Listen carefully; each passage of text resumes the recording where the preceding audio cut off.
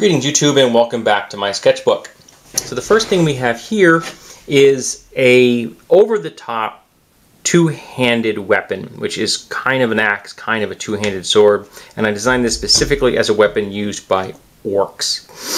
So you could grip it here, here, and here, so you could swing this thing as a sword or choke up on it and make more short chopping motions with it. And I did that as very much as a cultural weapon kind of thing. Here we have a two-handed sword, which I designed specifically for a dwarf. I wanted a thick, chunky blade with very much designed for a lot of slashing. When I tried to reflect the tip in the pommel from the tip of the top and along in the guards. Not an uncommon theme even in the real world. Here we have a moon crescent axe, and I think I don't think it would. These are just ornamental, but I think I don't know if if that would work or not. I don't. We're kind of going for a ceremonial axe aesthetic with that one.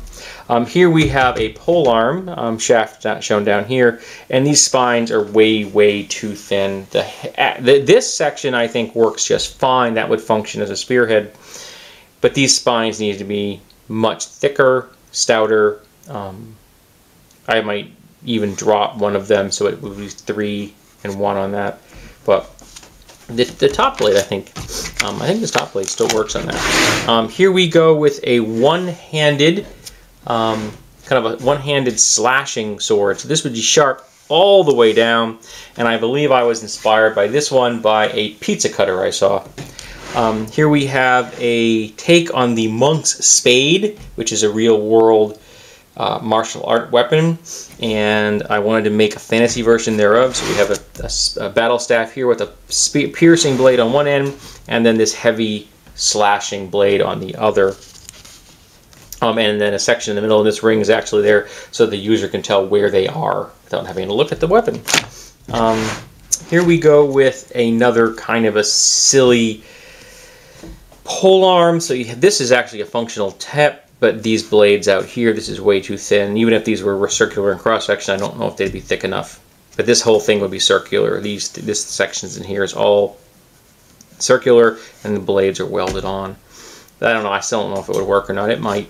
And this one over here, there we go. This one is supposed to be a flexible whip-like weapon. There's a distinct hinge here, and all these others have kind of a rolling.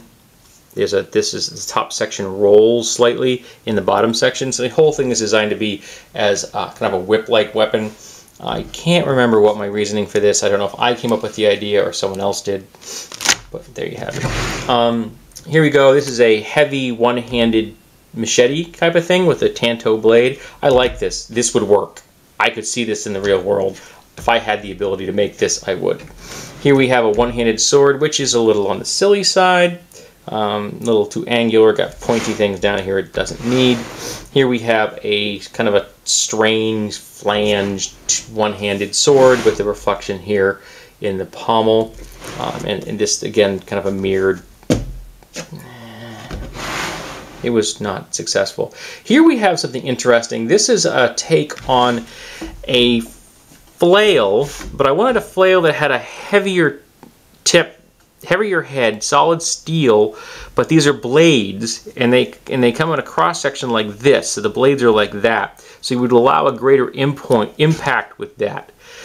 I think it could work.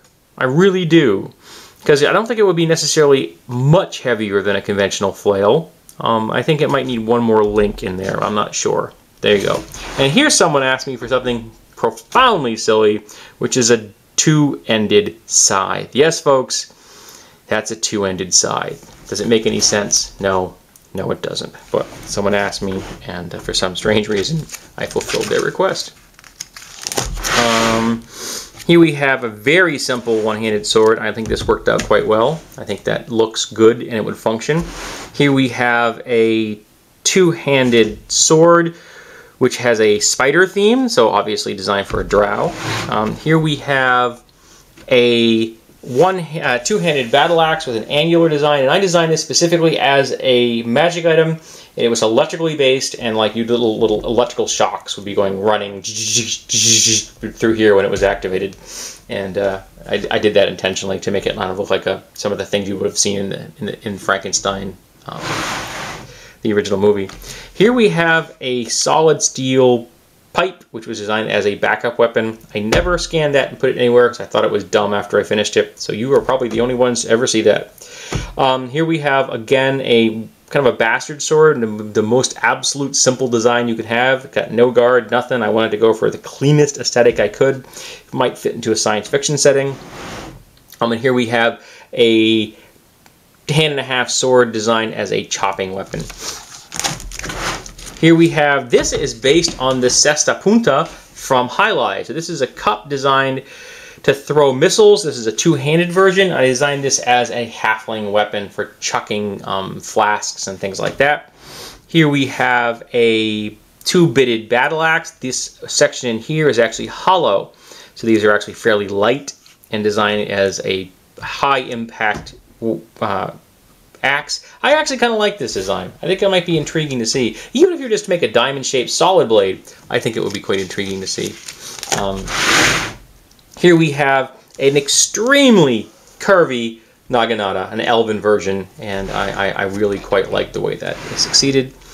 Here we have a very ornate magical spear with a big gem set in the center, so you can see right through it. And again, it's obviously a magic item, but I thought it was interesting. I kind of like the way that one came out. Oops.